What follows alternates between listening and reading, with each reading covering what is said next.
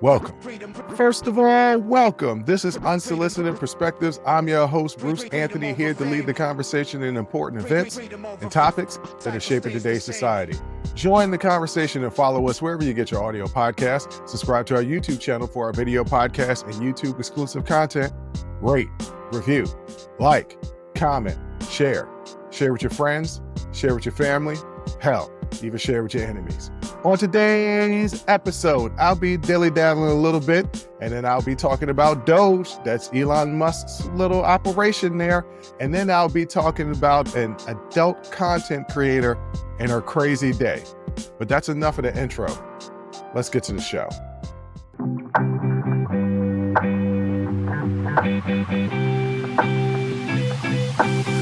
Wow. So I'm going to start off, and we'll get into more conversation on the sibling happy hour. I know my sister has a lot to talk about when it comes to the Super Bowl halftime show. I'm just going to touch bases on not exactly Kendrick Lamar, but on Drake. It's been one hell of a year already for Drake. Not only were they playing Not Like Us with the whole crowd singing at the Grammys, but also the Super Bowl. And Kendrick was taking absolute shots at Drake, saying his name, looking in the camera with a big grin on his face. And I kind of feel bad for Drake. You know, I'm not somebody who's necessarily quick-witted when it comes to joking on people. I am, but not. This is what I mean by that. Certain people in certain different cultures call it a different thing. Sometimes it's joking on people. Here in the DC area, we used to call it joning on people. In the Richmond area, we call it cracking on people. It's basically all jokes on somebody, right? I'm not good at coming up with jokes on somebody when everybody's just going around joking on each other. That's not my thing.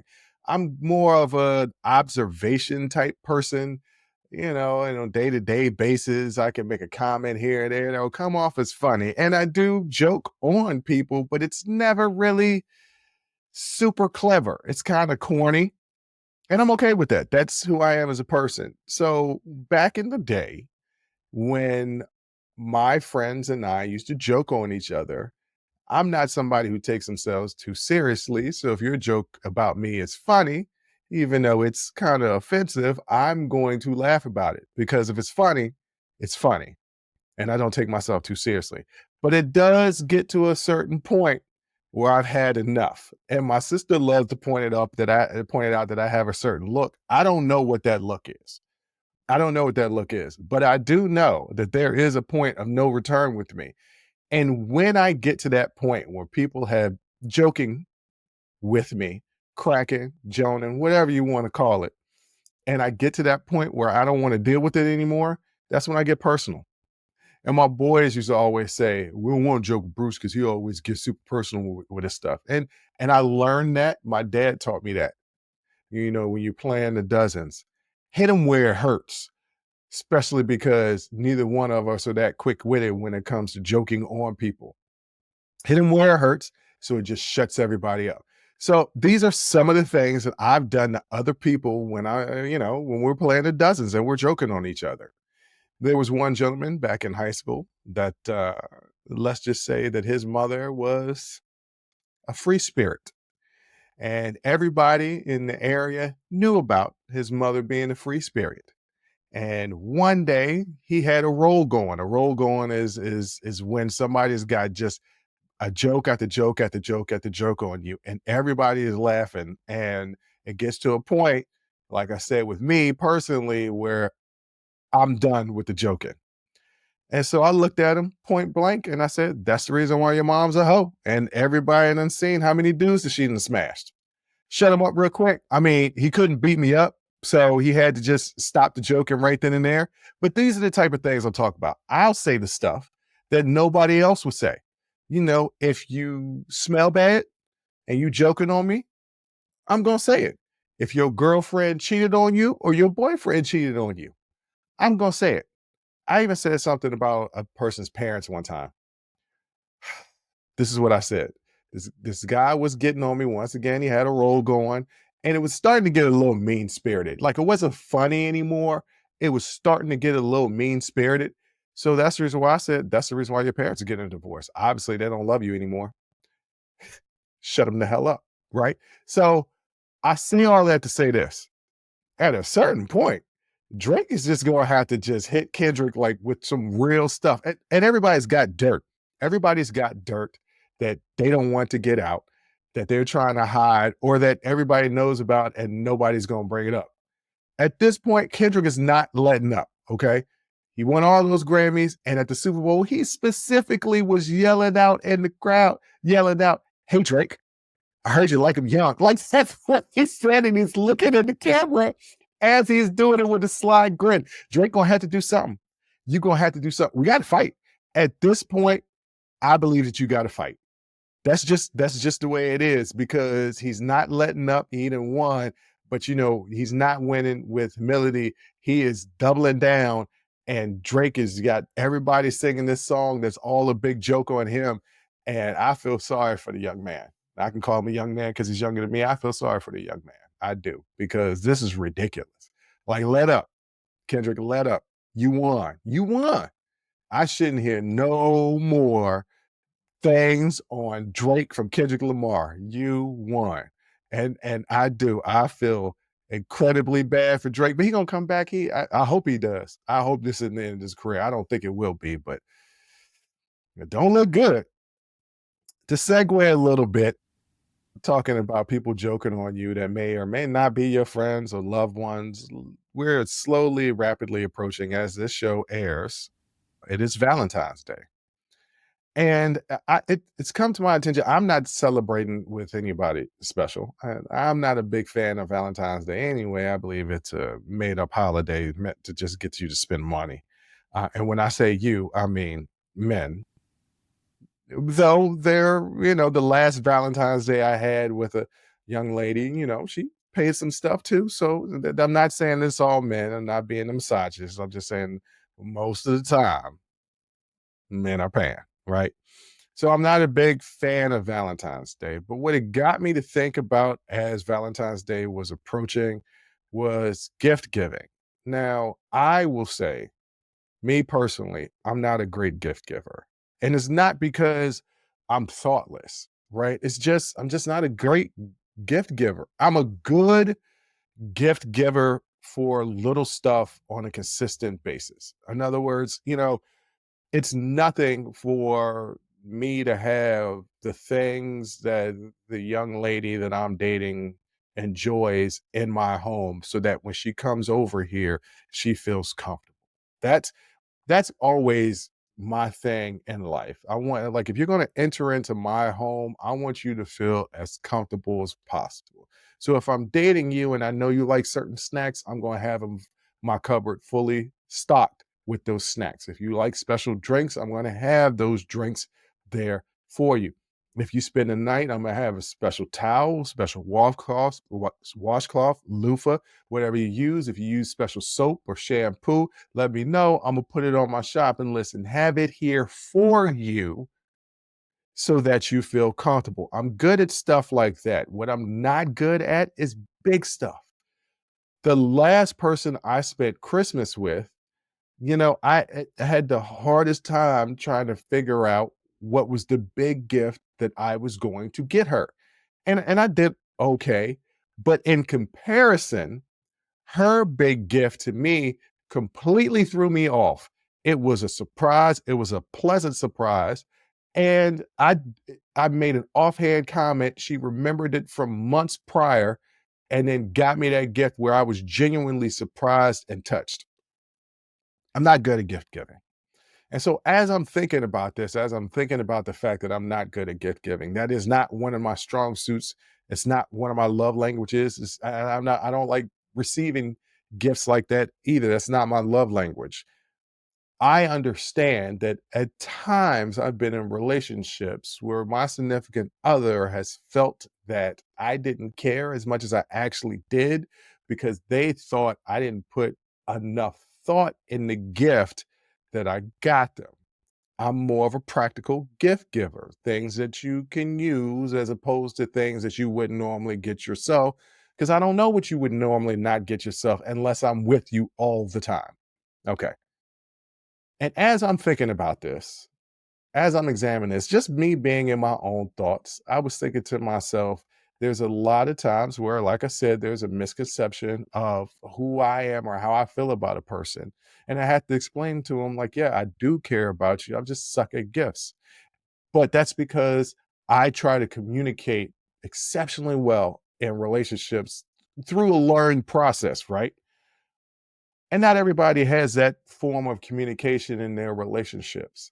So, with this Valentine's Day approaching, that special someone that has planned an evening or an event or things like that for you or for the both of you, take a step back and just appreciate the fact that they made an effort and not focus on the end result so much because they might not be good at planning stuff. It's not that they don't care about you. Sometimes it can be that they don't care about you. But by and large, most of the time, it's because they're just not good at that type of stuff. And if you want certain things, and if you want certain outings, and if you want a special evening that has certain points in the night where certain things are, you're going to get flowers here or a horseback. I don't know. I'm thinking of all those romantic tropes from movies and things of that nature because I ain't that super romantic. So I don't be knowing what people out there doing that's romantic. I don't do that wine and dine stuff. I crack some jokes and I look cute trying, or at least I try to. Just recognize the fact that they put in the effort and that it may not be what you want, but if it's not what you want, next time tell them what you want. And don't go on that where they should just know. No, not like people aren't mind readers and people sometimes aren't super observant. And sometimes you just need to spell it out and tell them, this is what I want. And if it ruins the surprise, it ruins the surprise, but at least you get what you want. Have some grace for those people that are out there that aren't good gift givers and just recognize that the effort that they put in to attempt to make an evening beautiful. Look at that instead. Now, before I end this segment of all my dilly daddling, I was once again sitting in thought like I normally do. And it came to my attention this one particular season that there's some parallels. I'll explain. Everybody knows that I love Superman. I watch the shows, I watch the movie, anything that has to do with Superman, I'm going to watch. One of the characters of Superman is Supergirl. Supergirl had a television show. I don't know, it ran for 8 or 9 seasons, started on CBS and then moved to CW Network. Then it told the story of Supergirl, Superman's cousin that came from Krypton that was lost in space. And when she arrived on Earth, Superman was already a full grown man, even though they both left when he was a baby. And she arrived as a teenager and because of the time warp and she was trapped in space and all this. But I was thinking about season 4. In season 4, they introduced Lex Luthor. Granted, he's not typically a rogue villain in the Supergirl mythos. Hell, in one storyline, they even got married. But he was a villain in season 4 of Supergirl. Now, why did this pop into my head? Well, in that particular season, what he did was orchestrated chaos in America. There was a battle going on in this city between those that had powers, like Supergirl, and regular humans. And regular humans, kind of like the far right that we see here in America now, were basically treating some superpowered beings like kind of how we're treating people from Latin American countries or the Muslim religion, right? And so Lex Luthor had manipulated the president into exposing herself as an alien. She was impeached, and then the vice president took over, but Lex Luthor had the vice president in his pocket. And Lex Luthor caused some war with another country in the US. And then he had a super suit that he built and he fought against the people that were invading the country that he initiated. He was a catalyst behind the scenes initiating this other country attacking the US. He destroyed that army and then he came off as a hero. All while he is making the public go against superheroes because he's not a superhero. He's a human being that created technology, kind of like Iron Man, to fight off and defend the country. And as I'm reminiscing about Lex Luthor and this plot in Supergirl 4, I couldn't help but understand and connect the parallels of what's going on here in this country right now. Follow me, okay? We have a billionaire, super billionaire that's been labeled a genius, and we'll get into that in the next segment. That's been labeled a genius, that's sitting right next to the president, that they're often calling Elon Musk the actual president, manipulating and whispering in the air, and even having a hand in the government, lowering our national defense by allowing other foreign entities to be able to bribe people in prominent positions here in America. What is this orchestrating? What is this doing? What is this creating? Chaos in this country. And it's only been 3-4 weeks, right? It's only been 3-4 weeks. So I couldn't help but notice that there are these parallels, except it's not superhuman beings, right? It's migrants. It's people of the Muslim faith. It's people of the LGBTQ plus community, right? That they've created a push against to say that they're not American and it's not American for them to be here. I don't know. Like, we don't have a Supergirl to save us. Supergirl wins in the end, Lex Luthor loses. I mean, this is absolutely true, but we don't have a Superman to save us. Or Supergirl or Superman. It's our responsibility to do these things. And so as I was sitting and thought, I was thinking, this situation is way crazier than what I thought it was being in it, because in that moment, as I'm remembering Supergirl season 4, I've taken myself out of the current predicament and just looking at the current predicament of the United States of America and just looking at it from an outside lens and thinking, yo, this is crazy as hell. It's so crazy. It's scripted on a television show that aired 7 years ago. It was crazy then.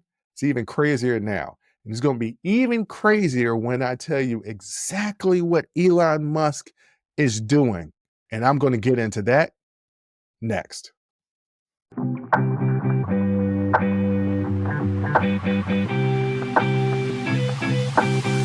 So I don't know if some of y'all watch, but just the other day, there was a press conference in the Oval Office, and Elon Musk and his little son was there, and he answered some questions to the press. This is unprecedented, but not unprecedented, because Kanye West did the same thing in the Oval Office. All of a sudden, now anybody that wants access to the president can now have access to the president and then answer questions from the press in the Oval Office, but that's neither here nor there. And he talked about a lot of what his Doge organization is doing, and I'm going to get into that specifically. But as he's talking, I'm thinking to myself, as I'm listening to what he's saying, I'm thinking to myself, this is a genius? No, Musk sounds like a freaking idiot. So Elon Musk's criticism of the government document storage facility in Pennsylvania is really what I'm talking about here. And that was really the purpose of me bringing this up in this segment. Now, what is going on here? So Elon Musk is talking about the government document storage facility in Pennsylvania. It's a limestone mine where federal retirement paperwork is manually processed. His rationale or his things that he said about this centers on absolute absurd. He says that it was absurd, inefficient, and framed it as a relic of the past. He claims the process is bottlenecked by a slow, unreliable mine elevator, sarcastically dubbing it a time warp and arguing that practically anything else would be better. However, Musk's critique overlooks the facility's deliberate design. The underground site operated by Iron Mountain since the 1960s prioritized unparalleled physical security, disaster resistance, and control access for sensitive records. While he is correct about the manual paper-based system, which processes about 10,000 applications monthly, his focus on the elevator as a limiting factor is factually disputed by employees asserting there is no elevator. And delays stem from a case-by-case complexity, okay, not infrastructure, which is what he was alluding to. He's saying, this is literally what he said, that the elevator runs so slow that that's the reason why it takes a long time for people to get retired in the federal government. Okay, so let's tackle some of these things. Yes, anybody that works for the federal government, there is a ton of paperwork to retire. So many benefits, so many other things that need to be figured out. And if you're somebody that's gone to different levels throughout the government, had different jobs, some of these retirement situations could be quite complex. So it takes a while. You know what else takes a while? To get a government job. That takes the whole process for working for and exiting the government is a long process. So I know people that have been looking for security clearances that go 6, 7, 8 months, sometimes a year. And wouldn't you want the people working for the government to really want to work for the government and to wait their time to work for and then exit the government? It should be an easy process where you could just walk in, walk out of the government, kind of like how Elon Musk has. So the facility structure reflects a trade-off between security and modernization. This is a nuance to Musk, but he just simply ignores it and he pushes for privatization and efficiency-driven reforms. He's oversimplifying and misses the point of the entire system. The system is outdated, but intentionally insulated from cyber threats and a priority in the era of digital vulnerabilities. So I was talking to a friend of mine, and he was like, yeah, I don't know why everything isn't automated. Because of cyber attacks. You're dealing with government employees and all of their information. Yes, it is in basically a secure bunker that can survive a nuclear attack because you're going to need some paperwork. Hey, you know what happens in every, dystopia type music, movie, or book, or anything like that? You know what typically shuts down first, that shuts down the world? Technology. Anytime they want to like get rid of the banking system and get rid of money, they're talking about attacking computers and wiping out an entire system. That's what they're talking about. You have to have paper. Look, I've got all these shows, all of them, all the audio and video files stored on my computer, right? I've got them stored in cloud-based systems. I've got them stored in multiple locations. So just in case something happens and everything gets wiped out, I'll still have backups. I would love to still have videotapes and audio tapes. I would love to have a hardcore copy and not just a digital copy so that I know that it will last and be taken care of. And I have transcripts, but the transcripts, I mean, I could reread the transcripts to re-record the episodes, but the transcripts, I don't really want to do that either. But that's essentially what they're talking about when they're talking about paperwork. And so the friend was like, I don't know why everything is automated because cyber attacks, bruh.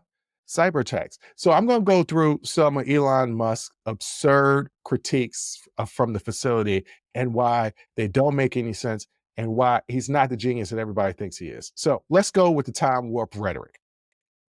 Musk frames the limestone mine, which has been operational since 1955, as an antiquated relic, mimicking its reliance on paper files, manila envelopes, and manual labor. And he uses the elevator as a scapegoat. He blames the facility's inefficiency on a slow, breakdown-prone mine elevator, calling it a limiting factor in federal requirements.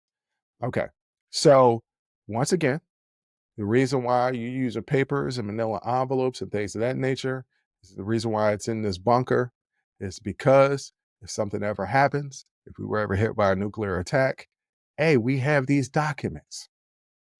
These documents are in safekeeping. Sometimes you have to go old school to maintain something for the longevity.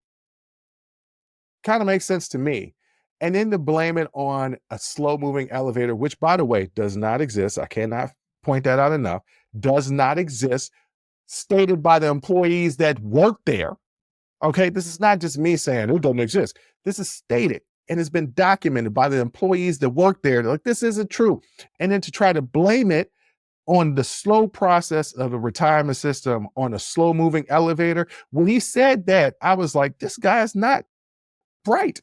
Or he thinks you're not bright and you'll fall for anything. So the facility structure has a purpose: security over speed. It's located 220 feet underground in a former limestone mine, offering natural disaster resistance.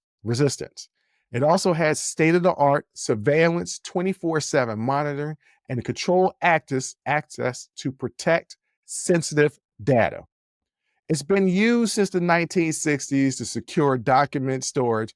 OPM moved retirement processes there in the 1970s. It's designed for physical security long before digital threats dominated. So you know what that means? What that means is that that can't be hacked. And why would we want to make sure that these documents don't get hacked? They're government employees' personal information. I know I'll get into Elon Musk not giving a damn about people's personal information later, but it's employees, federal employees' personal information. It's kind of important. But more importantly, like I said, he missed the mark on his critique by a lot of different things. First, factual errors. And like I said, employees already disputed the existence of an elevator, undermining his bottleneck claim. The delays stem from case-specific complexities, not infrastructure. Okay. He had misplaced priorities, must dismiss the security trade-offs. The facility's design intentionally sacrifices speed for insulation from, once again, cyber attacks and hacks. Manual processing, while slow, avoids risks of digitalized sensitive data. Let's not forget the OPM had a 2015 cyber attack, which exposed 21 million records. That was 2015. Okay. So what are we talking about here? Here's a big takeaway. Musk is wrong because he reduces a complex security versus efficiency dilemma to a punchline about elevators and paper. He's ignoring the facility's role in mitigating risks that his own tech-driven solutions could accelerate. So, when was the last time Twitter got hacked? Because people get hacked on Twitter all the time. All the time. Okay? All the time. So, what is his Doge really doing? Because the reason why he was there is because he's been getting in all different types of systems, government systems, to try and clean up the government. And one of the ways that he wants to clean up the government is by changing the retirement system because, they want to get rid of federal workers. And they just did this buyout. Okay. And it sounded shady to me from the jump. So for those people who don't understand what the buyout is, Trump came into office with a playbook to reduce the federal government. How he's going to do that is by basically eliminating jobs and departments and things of that nature. On a macro level, yes, the government can be wasteful. And I know, living in this area for over 25 years, there's some redundancy in the government. That's kind of what happens when something's been living and thriving for a long time. You keep adding on pieces and it becomes too massive. Let me give you a prime example. I've got this simulator wrestling game where I own a professional wrestling company and I go against other wrestling companies, right? And every wrestling company has their own staff, whether it's wrestlers, referees, announcers, managers, and everything else. In an effort to be the best company, anytime a contract is ending with another company of a wrestler, staff member, what have you, that I'm interested in, I will overbid to make sure that I get them. Because I'm thinking to myself, not only will they help my company, but they'll losing them for the other company will hurt the other company. But it gets to a point after a certain amount of time that I have so much staff that I don't even know what to do with it. And some people are just wasting away on the sidelines, not being used. Still paying them. I'm still paying them, right? They are still part of my income. And well, not really income. They're still part of my debt. I'm still paying them, but I'm not really having them do anything. That's kind of the government. Like, certain people don't retire, there's no hiring freezes, the government grows larger, there's more departments, you gotta hire more people, it can become bloated. So on a macro level, yes, I kind of understand it. Here's the problem though. The current administration is specifically targeting people that they think are against them. That's what dictators do. So Musk is part of this Doge thing that is specifically used to eliminate programs or control spending. This program claims to target government waste and inefficiency and fraud. But here's the thing, its criteria for defining these terms remain undefined and, more importantly, unregulated. Doge operates without meaningful oversight, raising alarms about its sensitive or secretive access to sensitive personal data, things like finances and health records of people, not just federal employees, ladies and gentlemen, people, because they had access to the social security systems that affects everybody in the country. Okay. And they're using AI to analyze federal databases. Okay. So, despite its stated mission to increase transparency, Doge itself lacks accountability. Its actions are shielded from public scrutiny until after implementation, with no mechanism to challenge its judgment, but what constitutes waste. Critics, including the ACL and Congress, warn that Doge unchecked operations risk enabling political motivated misuse of data and eroding privacy rights, all while failing to substantially address systemic inefficiencies. So here's the problem. This organization, on surface, trying to cut spending and get rid of bloat sounds great on a macro level. On a micro level, there is no oversight. There's no clear direction of what waste or fraud is. They're just yelling out, this contract is fraud. Why is it fraud? It's not giving a clear example of what the guidelines are, what the standards are of judging these departments. They're arbitrarily deciding in their mind what they're going to do with departments and programs that they deem as fraud. And nobody's looking into it. They're technically not a real government program and they have no real oversight. Certain members of Congress are calling for oversight because legally they're not allowed to fire anybody. But they are getting rid of systems, they are defunding systems, and people are absolutely losing jobs. So they have a vague mandate. Purpose is framed for reducing wasteful spending and excessive regulations, but once again, gives no concrete definitions or metrics for these terms. There's no public criteria existing to evaluate how Doge identifies or prioritizes targets, leaving its actions open to political bias. We already know it's political bias. We know that by the stances of which they're saying they're against the president, therefore we're going to get rid of them. These aren't my opinions. These are facts. These are statements made by the current administration. Okay. No oversight, no accountability. People are suing. because they're essentially breaking the law because they're eliminating jobs and they have no right to actually do it. So when I gave the analogy of Lex Luthor in the last segment, and I said how he is manipulating, Lex Luthor manipulated America and the government to do his bidding. And ultimately, Lex Luthor in the series, I forgot to say, he just wanted to kill Superman. That's all he wanted. I don't know what Elon Musk's ultimate goal is. Is to become the richest man in the world? He's already got that. Does he have control in the government? He's already got that. His son basically, his little son, little badass kid. He was little kid was bad. Okay, had no discipline at all. He wasn't controlling him. Basically, telling Trump, "You're not the real president." That was picked up on a hot mic. Okay, you have this guy who is giving a press conference answering questions from the press, selective press, mind you, because the AP was not allowed in the Oval Office because simply that they wouldn't change the name to Gulf of America, Gulf of Mexico. That's what it is.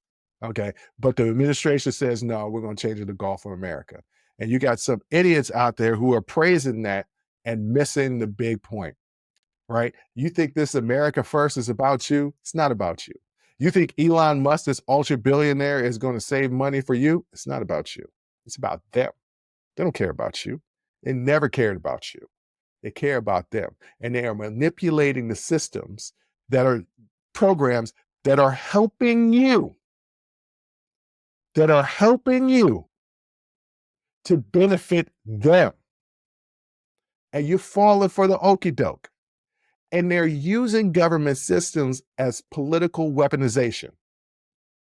They're specifically targeting people that they think are against the president. It's already been documented that the person that's being, that needs to be confirmed by the Senate for the FBI, it's already been documented that he wants to go in and fire all those people that were in the investigations for Trump. They're wiping out anything that is against them. So as we take a step back and I give you that information, close your eyes. What does that look like to you? When a person that has power over a country eliminates, gets rid of, kicks out any political opposition or anybody that stands up to them, what is that? Keep your eyes closed. Just think about it. I can tell you what it's not. It's not democracy. It's a dictatorship. That's what it actually is. And that's what we're slowly but surely moving towards, because it's already been documented by the people that are in the orbit of this administration that they're doing a blitzkrieg. The reason why things seem so crazy is on purpose. They're purposely throwing turmoil into the system. And I was talking to somebody earlier and they were like, yeah, throwing turmoil into the system. That's a good thing. And I was like, you don't understand. The system is America. They're throwing turmoil in America. They're specifically disrupting America. And they're doing it because they know that people can only fight for so long. So even though they're doing things illegally and that there are lawsuits to combat this, eventually people will give up. And when people give up, they can do whatever they want because they know they've beaten the fight out of people, not just mentally and emotionally, but also financially, because it costs money to file lawsuits to fight the government. So Doge's lack of transparency, undefined goals, and absence of any type of oversight is creating a perfect storm for abuse. By operating in secrecy and refusing to clarify what it deems wasteful, Doge undermines democratic accountability while posing significant risks to privacy and, more importantly, civil liberties. I'm going to repeat that again. They're posing a significant risk to civil liberties.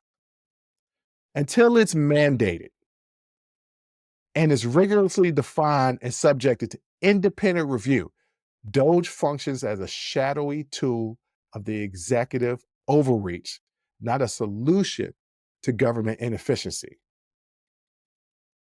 That's basically what it is. And that's a little bit of opinion. It's a whole lot of fact.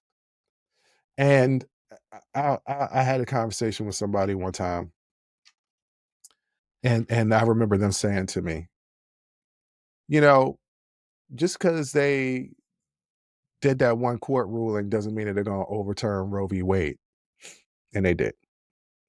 And the same person said to me, they've been trying to take Social Security away for a long time, and it's never happened, and they're trying.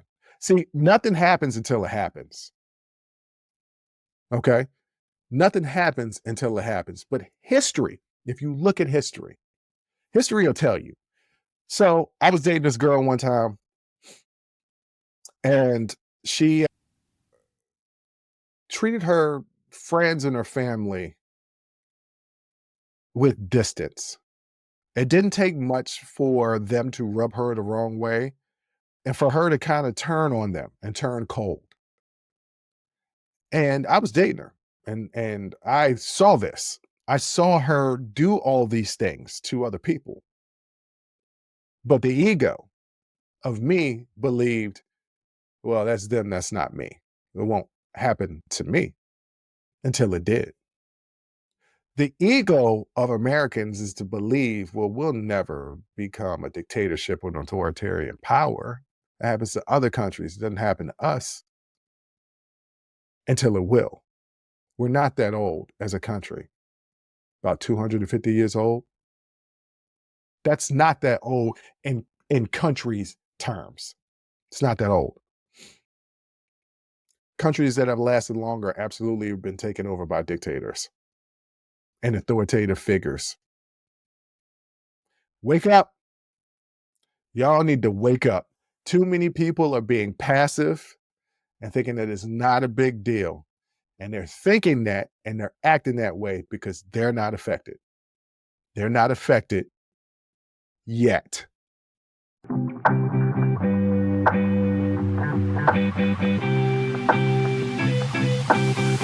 Okay, so talking to another friend of mine, and they brought up something to me. And they said, hey, did you hear about the OnlyFans British girl that had sex with 1,000 men? I was like, no, I actually, maybe I heard something about it, but I don't know too much about it. Why? What's up? Yeah, a guy came on and said that he gave her AIDS. I said, okay. Now this person routinely gives me information about a story that they've read or heard somewhere, and I always give them this look of, man, is that really true? And they always say, Google it, I swear. And then I always Google it, and the story is never truly what he said, never truly what it was, or the story is just absolutely false. So as he's telling me this, I was like, okay, I did hear something about this. Let me just do a little bit of research because I got AIDS. Okay, let me do a little bit of research. So I did do a little bit of research. And the person in question, the adult content creator, her name is Bonnie Blue. She began as a webcam model in 2023 and transitioned into OnlyFans. She's known for content with young male students and married men. Claimed to have sex with 158 students during her freshman week in September of 2024. She claimed to have the world record of having sex with 157 men in 12 hours in January 2025. The footage has been removed from the OnlyFans. Now, the brief research that I did, the reason that the footage has been removed from OnlyFans is because she admitted that the first person that she had sex with, she didn't use protection. And then after everybody else that she did, is also a dispute if it is actually 1,057 men. Okay. So with that information, you would say to yourself, well, I mean, she did have unprotected sex with one person, so you should probably did get a guy AIDS.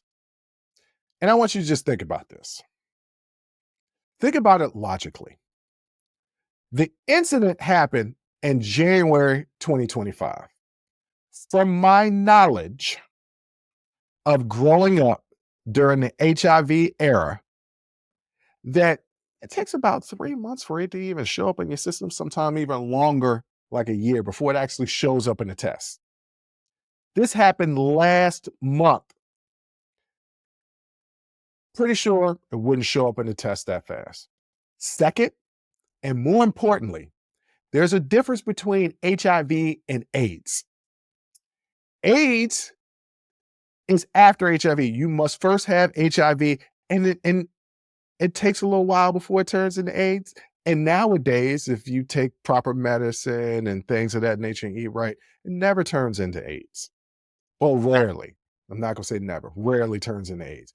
But not a lot of people are dying from AIDS. Not nearly in the 90s, right? Like it's nowhere close. Okay. So just by stepping out, I can already disprove his case. Okay. And this is another example of people not doing research on the internet properly. Okay. You get one little clip of a person saying that they were there, they participated, and now they have AIDS, and you run with it. Social media and the internet has become one giant game of telephone. Ladies and gentlemen, y'all might be too old to know what telephone is, but there was a game back in the day that was called telephone. You could either use like little speakers, or you could whisper in somebody's ear, and you would stand in a line and you would whisper a phrase or a story or something like that in a person's ear. And the first person and the last person would try to see if their stories matched up. And almost always it never matches up. Never. And that's what the internet and social media is. This person took a clip because I had to scour the internet. I went through every database that there is, social media, Google, Bing, every search engine that there is, to try and find out if there's anything out there that remotely resembles the story that he gave me. And there was one clip that had been shared multiple times, and the clip had been commented on by multiple people, of this one person who claims that they was there. No proof that they were there. No proof that they are who they say they are. And said that they gave this young lady gave her STD, gave him STD. And this person is coming to me, and the person that's coming to me knows I'm a researcher and knows that I'm constantly going back at him with it. That's not true. That's not exactly right. Like the person never has the facts right. Never. And then they watch and listen to the show. And yeah, I'm talking about you. I told you I was going to use the content. I told you when you said it to me, I was like, I'm going to talk about it on the show. I'm going to. Because you know what I'm saying right here is the same exact thing that I say into your face. Once again, you did not do proper research. Once again, you are wrong, because there is not a story or anything else to back up the claim. She is not even saying that she has HIV. What she has said is she's not worried about getting HIV because she's making so much money. And that's the problem with these young kids, because she's a young kid. And I've already talked about this before, how this younger generation is not tripping off of HIV, where the older generations, millennials and Gen X, is scared to death of HIV and AIDS. And I guess, I mean, it's not that big of a thrill anymore. I mean, they even got medications that you can take to be preventative, right? And that's another thing. If they got medications that you could take to be preventative, just sell it in the grocery store so everybody can take it. You know, I want to be able to access this drug like I can access Advil or Tylenol. You know what? That's what I want. I can buy condoms. You depending on what state you live, you can get Plan B pills. Give me that no HIV pill. Let me get that pill. Matter of fact, let me get that. Let that be the first pill that I get, please and thank you. And if you can come up with a no herpes pill or just a no STD pill, but specifically those STDs that are not curable, because technically there is no technical cure for HIV. There is these cocktails of medications that can make HIV diluted to the point where it doesn't come up in your bloodstream anymore. That's not a technical. That's not technically a cure. So I'm not really messing with that. I ain't feeling that. And as last I checked, they still ain't found no cure for herpes. They got a cure for just about everything else but herpes. So, come out with some cures for that, put that in pill form, put that at the target. So next time, get some condoms, I can go ahead and get the no STD pill. But the story is not solely about this person bringing this story to me. That's another issue that I've talked about on this show numerous times, of people not doing proper research and getting faulty information. And it literally took me 35, 40 minutes to get the real story. I mean, that's all it takes, ladies and gentlemen. If you really want to get to the bottom of something, just take the 30, 35, 40 minutes to do a little bit of research. But I want to talk about the larger issue. The larger is he wanted to believe the story. That's the reason why he took it and ran with it. Because in his mind, he, the gentleman that said he got the STD, all those other guys and her deserve it. Whether he wants to admit it to himself or not, that's what he wants to, that's what he's ultimately subconsciously is feeling. He wanted the story to be true because he wanted them to pay for what he probably deems, whether he admits it to himself, as at the very least uncouth. And I want to focus on a conversation that I've had with several people about, could I date an OnlyFans model? And I've remained steadfast, even in my conservative nature of getting older and what I deem is appropriate and inappropriate relationships. You'll never see me in a poly relationship. If I'm in a poly relationship, it's not a relationship. I don't care about the person. Whether it's me being protective, controlling, whatever, if I'm in love with somebody, I don't want to share them. That's just not my get down. For those people that are like that, cool. I'm not knocking you. Don't knock me for feeling the way that I do on this Valentine's Day. I'd rather just be in a monogamous type of relationship. I'm either in a monogamous relationship or no relationship at all. I'm not doing this open stuff. Not going to do it. People get hurt. They think they can participate in it, and then they find out to catch feelings and get the feelings hurt. Okay.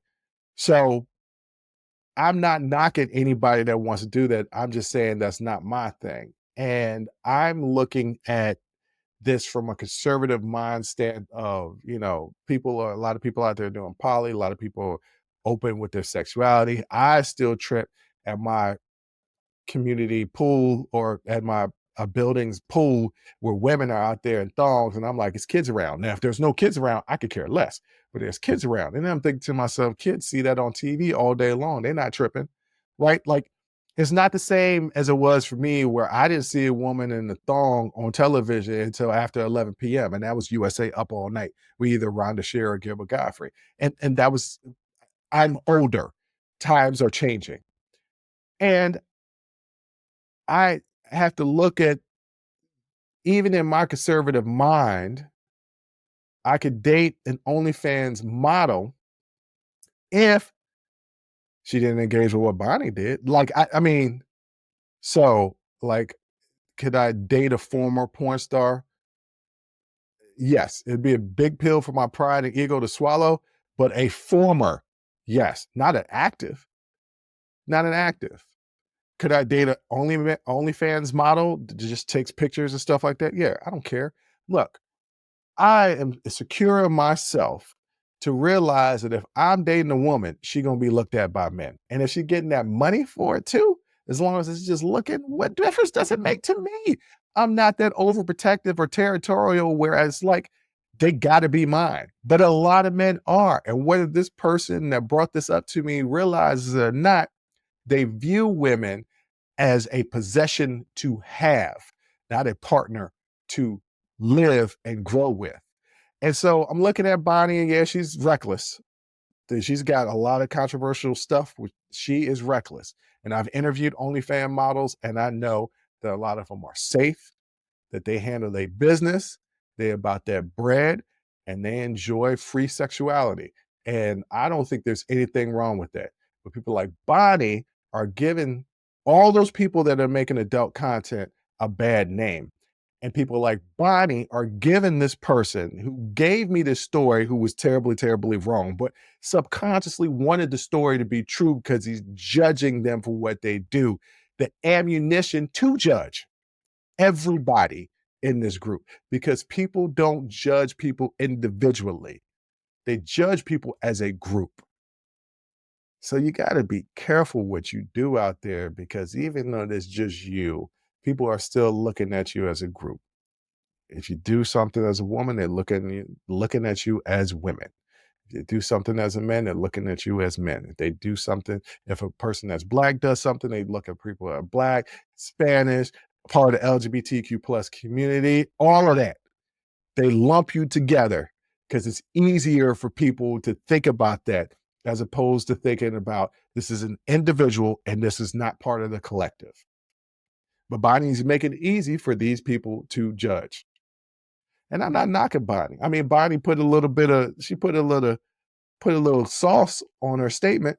You know, she wanted that world record. And they said, well, you didn't sleep with 1,057 men. And her response was, it was just an evening of a lot of sex, and I was just tired. And I'm like, that's all it was? Because let me tell you, that's a lot. That's a lot. That's a lot of working. Okay, that's a lot of working. And just saying like you were just a little tired. Whew. I mean, whew. Look, I don't want to come across nobody. Me personally, I'm too old. You ain't gonna give me no heart attack. I mean, don't get me wrong. That's not a bad way to go.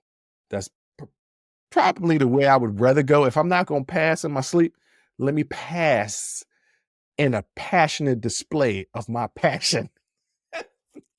It's either that or sleep for me. But I mean, she'll kill me. I'm too old for that. Too old for that. I don't want nothing to do with it. But ladies and gentlemen, celebrate your significant other or significant others if you're part of the poly community. Give them peace. Understand that people, are doing the best that they can. Recognize when you're being manipulated and controlled and see through the BS. Like I said, I thought that young lady that I dated wasn't going to treat me like she treated everybody else, but she did. You think that everything that Elon Musk is doing doesn't pertain to you until it does. You think that person that got you that gift or planned that evening that wasn't that special in your eyes doesn't care about you, but they do. They're showing the best way that they can. You think that you got the story all figured out because you want that to be the story and you didn't do enough research. You see, it's all about growth.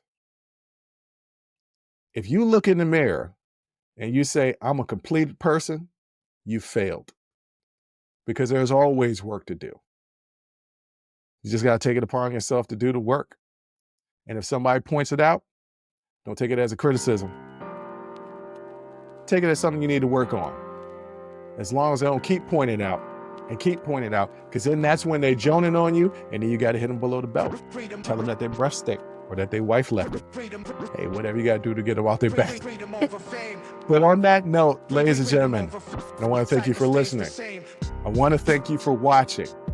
And until next time, as always, I'll holla. Whew, that was a hell of a show. Thank you for rocking with us here on Unsolicited Perspectives with Bruce Anthony. Now, before you go, don't forget to follow, subscribe, like, comment, and share our podcast wherever you're listening or watching it to it. Pass it along to your friends. If you enjoy it, that means the people that you rock will enjoy it also. So share the wealth, share the knowledge, share the noise. And for all those people that say, well, I don't have a YouTube. If you have a Gmail account, you have a YouTube. Subscribe to our YouTube channel where you can actually watch our video podcast. But the real party is on our Patreon page, After Hours Uncensored and Talking Straight-ish. After Hours Uncensored is another show with my sister. And once again, the key word there is uncensored. Those are exclusively on our Patreon page. Jump onto our website at unsolicitedperspectives.com for all things us. That's where you can get all of our audio, video, our blogs, and even buy our merch. And if you're really feeling generous and want to help us out, you can donate on our donations page. Donations go strictly to improving our software and hardware so we can keep giving you guys good content that you can clearly listen to and that you can clearly see. So any donation would be appreciative. Most importantly, I want to say thank you for listening and watching and supporting us. And I'll catch you next time. Audi 5000. Peace.